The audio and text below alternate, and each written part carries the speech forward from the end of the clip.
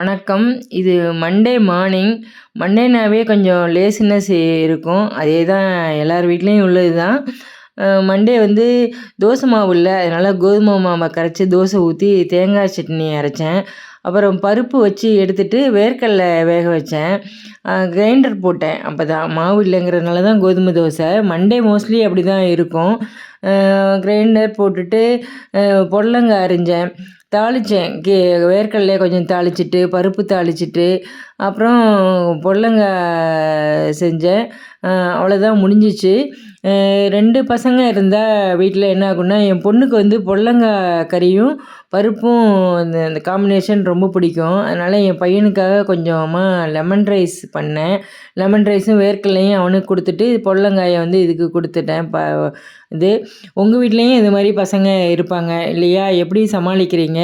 எப்படி ஈஸியாக செய்யணுங்கிறதை சொல்லுங்கள்.